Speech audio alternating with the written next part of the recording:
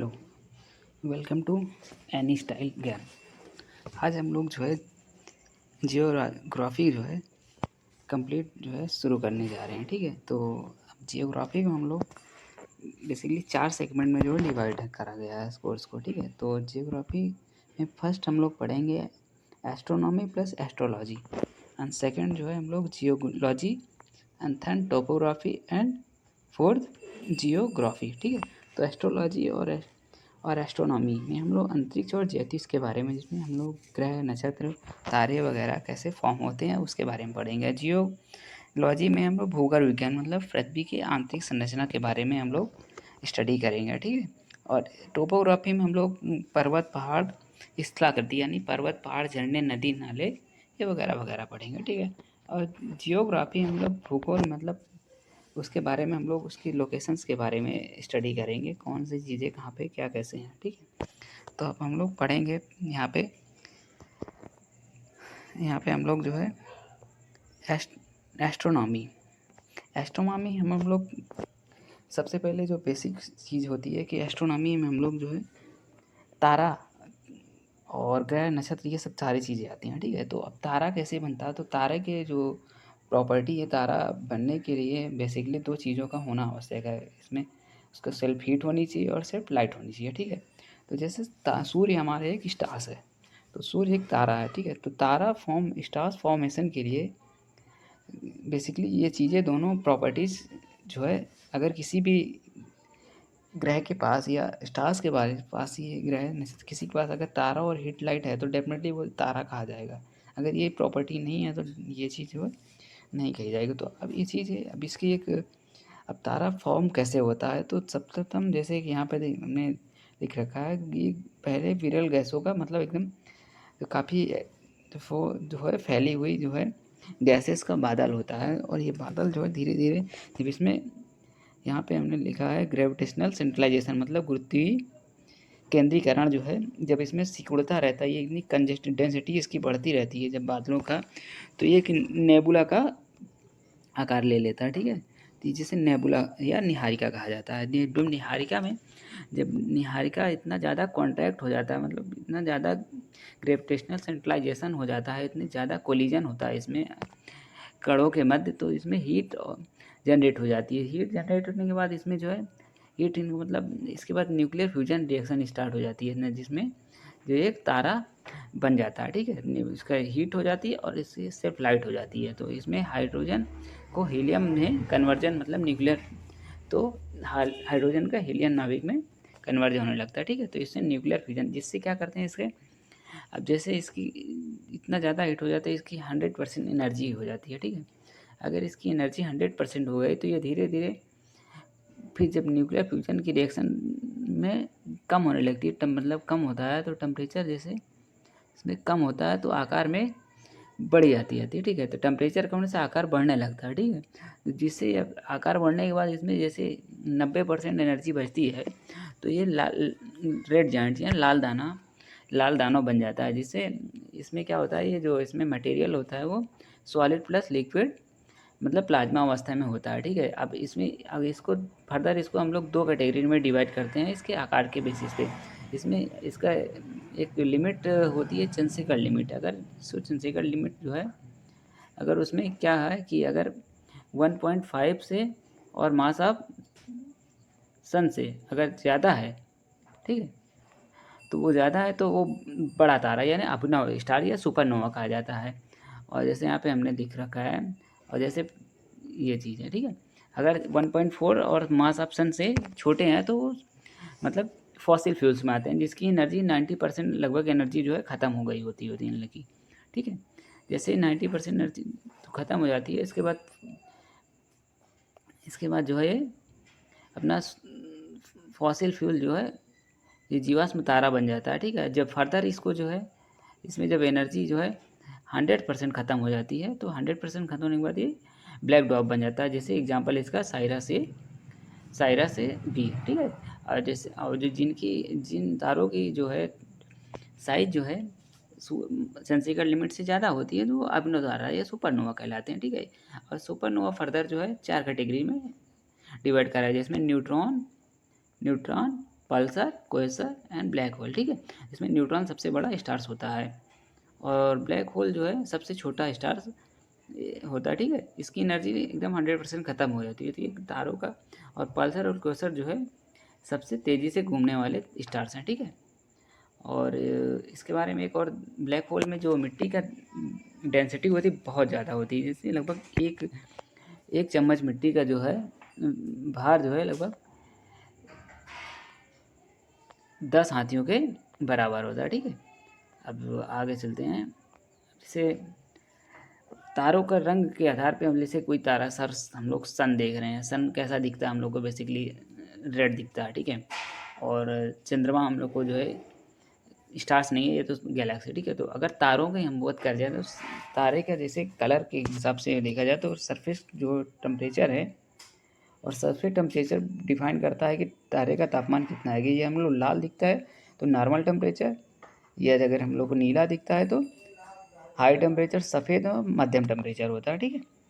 अब इसके बाद जो कई सारे स्टार्स मिल के हम लोग क्या फॉर्म करते हैं, एक गैलेक्सी फॉर्म करते हैं। लगभग कितने 100 मिलियन स्टार जो है एक गैलेक्सी में होते हैं और एक ग्रुप ऑफ 3 गैलेक्सी क्या करती है, सुपर क्लस्टर, ये क्लस्टर कहलाती हैं, ठीक है।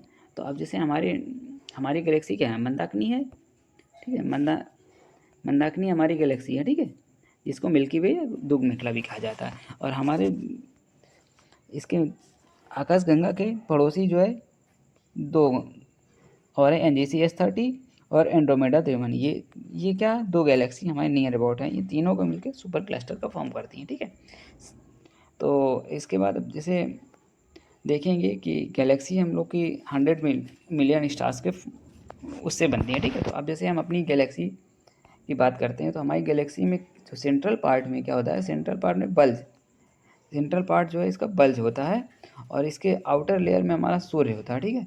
सूर्य के बाहर जो है 8 ग्रह, इसमें 27 नक्षत्र, 89 तारामंडल, ठीक है। तो सबसे इसमें इसी बीच में जो स्टार्स होते हैं जिसमें सबसे चमकीला तारा हमारे क्या डॉग स्टार है और जो है सबसे करीबी तारा प्रॉक्सिमा सेंचुरी है, ठीक है। और हमारी मंदाकिनी जो है गैलेक्सी का आकार जो है सर्पिलाकार है, मतलब स्पाइरल, ठीक है। और इसको हम लोग इस पॉइंट में देख सकते हैं कि जैसे हम लोग किस हिसाब से पहले सेंट्रल में, मतलब सेंटर पार्ट में जो है हम लोग सन को काउंटर करते हैं जो आउटर लेयर पे, उसके बाद ग्रह होता है, फिर नक्षत्र होते हैं, तारामंडल, देन आकाशगंगा होती है। मतलब आकाशगंगा, कई सारी आकाशगंगा मिलने के बाद क्या करती हैं, ब्रह्मांड का निर्माण करती हैं। अब जो इन आकाशगंगा के फॉर्मेशन है इनके लेकर कुछ सिद्धांत दिया गया। जैसे टॉलमी ने बताया था कि सूर्य जो है, टॉलमी की क्या सिद्धांत है, टॉलमी ने कहा सूर्य चक्कर लगाता है जो पृथ्वी का, ठीक है। पृथ्वी जो है सूर्य का चक्कर लगाती है, ठीक है। कॉपरनिकस ने क्या बताया, पृथ्वी चक्कर लगाती है सूर्य का, ठीक है। और केपलर ने बताया कि ये जो है इलिप्टिकल पाथ में हमारा जो है ये पृथ्वी घूमती है। ये बात तो सही है सर्कुलर में। गैलीलियो ने क्या कहा है, गैलीलियो ने बताया टेलीस्कोप में कॉपरनिकस को प्रूव कर दिया था। मतलब गैलीलियो ने जो टेलीस्कोप से देखा था और कॉपरनिकस के जो सिद्धांत दिया था उसको प्रूव कर दिया। और आगे देखते हैं एस्ट्रोनॉमिकल यूनिट क्या होती है, सूर्य और पृथ्वी के बीच जो है की दूरी को क्या कहते हैं, एस्ट्रोनॉमिकल। एक एस्ट्रोनॉमिकल यूनिट कितनी है, 15 करोड़ किलोमीटर, ठीक है। और आगे देखते हैं, ये तो रिपीट हो जाएगा, ठीक है। अब देखो जैसे हम लोग को बताया कि ये जो है हमारे सूर्य और चंद्रमा जो है में जो है पृथ्वी हमारा जो है सूर्य का जो है इलिप्टिकल पाथ में चक्कर लगाती है, ठीक है। इलिप्टिकल पाथ में जो है एक पॉइंट ऐसा आता है जहाँ पे दूरी जो है कम होती है और एक जगह दूरी क्या होती है, अधिक होती है। तो जहाँ पे दूरी कम होती है उसे अपसौर, ठीक है, और जहाँ पे दूरी अधिक होती है वहाँ अपसौर, ठीक है। तो उपसौर को पेरीहेलियन और अपसौर को एपीहेलियन। मतलब उपसौर की जो अपसौर यहाँ जो अधिक दूरी होती है उसकी 15.2 मिलियन किलोमीटर होता है, ठीक है, करोड़ किलोमीटर। और जो है जब से कम दूरी यहाँ पे होती है वहाँ पे 14.7 किलोमीटर होता है। और जिस इन्हीं की एवरेज दूरी को हम लोग क्या कहते हैं, एवरेज दूरी को ही एस्ट्रोनॉमिकल यूनिट कहते हैं, ठीक है। एक AU 15 किलोमीटर, ठीक है। और जैसे उपसौर अपसौरों को मिलाने वाली लाइन को क्या कहते हैं? AP side line. मतलब एपी साइड लाइन जो है दोनों को एपिकल पाथ को जो है मैक्सिमम दूरी को एपी साइड लाइन कहते हैं, ठीक है। और इसमें देखते हैं कि हम लोग जब उपसौर की कंडीशन आती है तो 3 जनवरी को हम लोग को क्या है, ठंडी पड़ती है। हम लोग नॉर्थन प्लेन में हम लोग को रहता है, अर्थ जो है हम लोग को इंडिया सिचुएटेड है। और 4 जुलाई को क्या होता है, सबसे ज़्यादा गर्मी होती है। आगे बढ़ते हैं कि अब इसमें जैसे सूर्य की जो है 3 जनवरी को जैसे हम लोग को यहाँ देखते हैं कि पहले यहाँ पे, फिर 4 जुलाई को यहाँ पे, फिर इसके बाद जनवरी, फिर यहाँ जनवरी यहाँ पे, ठीक है। तो 6 मंथ के बाद जैसे जैसे पोजीशन चेंज होती है तो मौसम का बदलाव होता है। मतलब सूर्य हमारा जो है पृथ्वी के डिफरेंट पॉइंट्स को टच करता है, ठीक है। तो इस बिहाव पे अब यहाँ पे हम लोग पढ़ेंगे तारामंडल। तारामंडल हम लोग कितने 89 तारामंडल हम लोग को पता है कि 89 तारामंडल है। इसी तारामंडल में कई सारे स्टार्स मिल के तारों का निर्माण करते हैं, ठीक है। अब जैसे इसमें सप्तऋषि तारामंडल जो है, सप्तऋषि तारामंडल है मतलब 7 तारों का समूह, ठीक है। 7 तारों का समूह है, सप्तऋषि तारामंडल कहते हैं। और इसमें जो है सप्तऋषि तारामंडल जो है 2 प्रकार के होते हैं, लघु सप्तऋषि और बृहत सप्तऋषि। लघु सप्तऋषि को उर्सा माइनर और बृहत सप्तऋषि को उर्सा मेजर कहते हैं, ठीक है। जो उर्सा मेजर जो है हमारा जो है दक्षिणी ध्रुव में बनता है, और जो है और लघु सप्तऋषि मतलब उर्सा माइनर जो है उत्तरी ध्रुव में बनता है, ठीक है। और इसी का ओरियन हंटर एक स्टार तारा है, इसमें ये देखिए आप देख रहे होंगे इसमें कि ये हंटर स्टार जो इसको बोलते हैं, जो एक मतलब ऐसा लगता है कि ये तीर, यहाँ पे तीर ले रखा है और ये शिकार कर रहा है, ठीक है। तो ये एक इसको हंटर स्टार या ओरियन नेबुला, ठीक है, ओरियन स्टार्स कहते हैं। एक हाइड्रा जो है, एक हाइड्रा सबसे ज़्यादा तारों का समूह है। यहाँ पे सबसे ज़्यादा तारा जो है हाइड्रा में, तारामंडल जो है हमारा, उसमें जो है सबसे ज़्यादा तारे हैं, ठीक है। अब नक्षत्रों की बात करी जाए तो हम लोग 27 नक्षत्र पढ़े हैं, ठीक है। और नक्षत्र क्या होते हैं, इसमें ग्रुप ऑफ स्टार्स के जो है, जो ग्रुप ऑफ स्टार्स मिल के ही नक्षत्र का फॉर्म करते हैं। तो अब ऐसे सूर्य, चंद्रमा, पृथ्वी और कई सारे स्टार्स की जो है एक ऐसी कंडीशन बनती है जहाँ पे एक लाइन में आते हैं, तो उस बिहाव पे कौन सी राशि, और राशि हम लोग की 12 राशियाँ होती हैं, 12 मंथ की यहाँ पर डिवाइड करी गई है, ठीक है।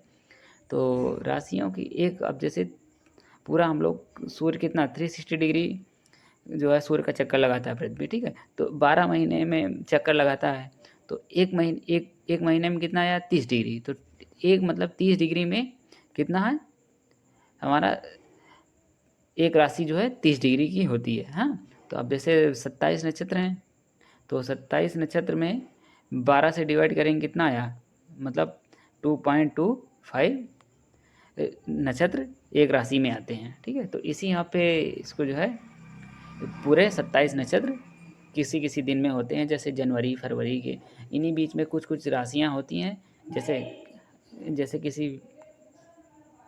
जैसे यहाँ पे देख रहे हैं आप, मैंने अटैच करा हुआ है स्क्रीनशॉट।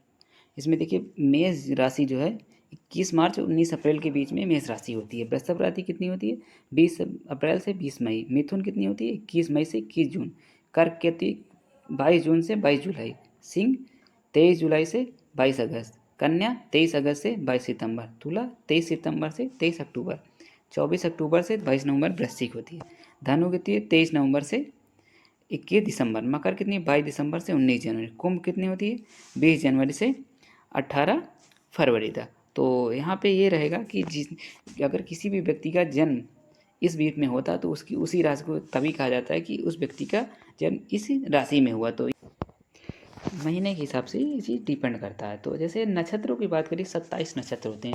अश्विन नक्षत्र, ये अश्विन नक्षत्र हो गया यहाँ पे, और ये भरणी नक्षत्र, कृतिका नक्षत्र, रोहिणी नक्षत्र, मृगशिरा, आर्द्रा नक्षत्र, पूर्णिमास नक्षत्र, पुष्य नक्षत्र, आश्लेषा नक्षत्र, मेघा नक्षत्र, पूर्व फाल्गुनी, उत्तर फाल्गुनी, हस्त नक्षत्र, चित्रा नक्षत्र, स्वाति नक्षत्र, विशाखा नक्षत्र, अनुरागा नक्षत्र, ज्येष्ठ नक्षत्र, मूल नक्षत्र। तो ये नक्षत्र इतने टाइप के नक्षत्र 27 नक्षत्र यहाँ पे दिखाए गए हैं, ठीक है। तो इनमें कुछ नक्षत्र जो होते हैं अच्छे होते हैं, कुछ बुरे होते हैं, और कुछ, तो इन्हीं नक्षत्रों को नक्षत्रों के शुभ नक्षत्र के हिसाब से नक्षत्रों को हम लोग कितने भागों में, 3 भागों में डिवाइड करते हैं। तो जैसे 3 भागों में शुभ नक्षत्र होते हैं और मध्यम नक्षत्र और अशुभ नक्षत्र। अशुभ नक्षत्रों के अंदर 15 नक्षत्र आते हैं, ठीक है। तो ये नक्षत्रों, तो नक्षत्रों के बाद हम लोग पढ़ेंगे जो कुछ थ्योरीज हैं ब्रह्मांड का फॉर्मेशन कैसे हुआ है। इस बिहाफ पे जो है हम लोग को कुछ थ्योरी मिली है। तो इस थ्योरी में पहली थ्योरी है बिग बैंग थ्योरी। जो बिग बैंग थ्योरी है इसका प्रतिपादन जॉर्ज लेवनतेरे एक बेल्जियम के पादरी थे। इन्होंने क्या किया था कि पृथ्वी का जो है फॉर्मेशन जो है 15 बिलियन पूर्व हुआ एक ब्लैक होल के विस्फोट की वजह से। तो इन्होंने क्या बताया था, ब्लैक होल था, ब्लैक होल फॉर्मेशन हुआ, ब्लैक होल फॉर्मेशन के बाद जो है इसका विस्फोट हुआ। तो इसके विस्फोट के वजह से कई सारे गैलेक्सीज बनी, मतलब सुपर क्लस्टर्स बनी। उन गैलेक्सीज में जो है गैलेक्सीज के बाद कई आकाश गंगाएँ बनी, ठीक है। तो उसी आकाश गंगा में हमारे ब्रह्मांड, तारामंडल, ग्रह, नक्षत्र और सूर्य जो है बने। तो ये चीज़ इन्होंने बताया कि एडविन हबल ने बताया था कि जो है 1920 में एडविन हबल ने अपना सिद्धांत दिया था, ठीक है।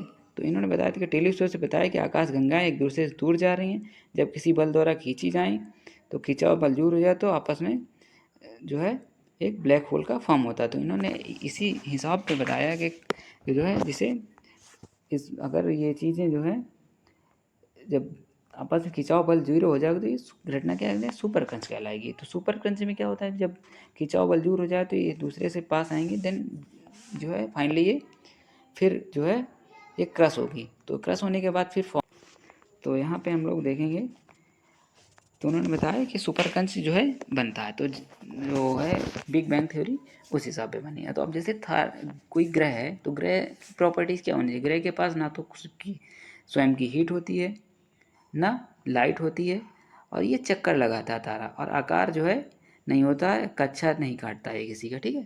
तो ये चीज़ ग्रह की जो है डेफिनेशन हो गई। और जैसे उपग्रह होता है, उपग्रह क्या होता है, किसी ग्रह के चारों ओर चक्कर लगाता है, उसको सैटेलाइट कहते हैं। अब जैसे ग्रहों हमारे 8 ग्रह बताए हैं, ठीक है। पहला है सूर्य, सूर्य के तारा हमारा, सूर्य के बाद बुध, शुक्र, पृथ्वी, मंगल, बृहस्पति, शनि, अरुण, वरुण, ठीक है। ये हमारे 8 ग्रह हो गए, ठीक है। अब इन्हीं ग्रह के जो है घूर्णन के आधार पे, इनके रोटेशन के आधार पे कई सारी जो है थ्योरीज प्रतिपादन हुई है। जिसमें पहली थ्योरी है मोनोस्टार थ्योरी। मोनोस्टार थ्योरी जो है प्रतिपादन कांट और लाप्लास नामक वैज्ञानिकों ने दिया है, ठीक है। इन्होंने बताया था कि सूर्य जो है फ्यूजन क्रिया द्वारा टकराकर जो है सूर्य का जो है फ्यूजन क्रिया से टूटकर जो है बाहरी कक्षा में घूर्णन करने लगा, जिससे सौरमंडल का निर्माण हुआ। तो ये प्रतिपादन जो है, वैसे ये थ्योरी एकदम गैसीय सिद्धांत इनका कांट का एक वैलिड नहीं रहा, ठीक है। अब जैसे लाप्लास ने नेबुला सिद्धांत दिया था। नेबुला सिद्धांत में क्या बताया, सूर्य जो विस्फोट हुआ, विस्फोट होने में बाहरी भाग जो है ठंडा हो गया और अंदर भाग गर्म रहा। तो बाहरी भाग ठंडा जो टूटकर वो सौरमंडल का निर्माण बनाए। तो ये सिद्धांत, दोनों सिद्धांत जो है नकार दिए गए, ठीक है, इन दोनों के। क्योंकि जो है नकारा क्योंकि उसके पीछे तथ्य का कि जो ग्रहों या सौरमंडल के पदार्थ हैं सूर्य से भिन्न रहे। जो इनकी जांच करी गई, सभी ग्रहों की जांच मिट्टी की, उनके मटेरियल जो है भिन्न भिन्न रहा। अब जैसे इसमें दूसरा सिद्धांत आया है डबल बाई स्टार थ्योरी, है डबल स्टार थ्योरी, ठीक है। अब डबल स्टार थ्योरी क्या कहती है कि जो है डबल स्टार थ्योरी क्या कहती है, इसमें चैम्बरलिन नामक पहले वैज्ञानिक हैं। इन्होंने क्या कहा कि सूर्य और अन्य ग्रह आपस में खिंचाव करने के बाद विस्फोट होकर टूट गए, ठीक है। लेकिन अब ये चैम्बरलिन की बात ये भी गलत हो गई, क्योंकि सूर्य और ग्रह से भिन्नता, ग्रह में भिन्नता है, ठीक। इसलिए क्योंकि सूर्य और ग्रह में जो है भिन्नता है, इसलिए ये भी थ्योरी गलत हो गया। अब जीन्स नामक वैज्ञानिक हैं, जीन्स ने कहा कि धीरे धीरे खींच कर थोड़ा थोड़ा टूट करके छोटे ग्रहों का निर्माण कराएं। ये थ्योरी भी इनकी जो है वैलिड नहीं रही। तो कांट और चैम्बरलिन में समानता रही, लाप्लास और जीन्स जो है दोनों सिद्धांत में लगभग समानता रही। अब इसके बाद आती है डबल स्टार थ्योरी। तो डबल स्टार थ्योरी लिल्टन नामक वैज्ञानिक ने जो है दी थी। तो इन्होंने क्या कहा था कि जो है सूर्य और विस्फोट हो गए, जो एक तारा है ब्लैक होल, खिंचाव के कारण विस्फोट हुआ, ब्रह्मांड में जो है ब्लैक होल बन गया, ठीक है। बाद में पहले ये छोटे-छोटे स्टार्स हैं, ब्लैक में ब्लैक होल बना है, तो इनकी ये थ्योरी जो है सही प्रतिपादित रही, ठीक है। अब इसके बाद हम लोग पढ़ेंगे, तो आज के लिए इतना ही रखते हैं। नेक्स्ट वीडियो में हम लोग पढ़ेंगे सूर्य के बारे में। चलिए, धन्यवाद।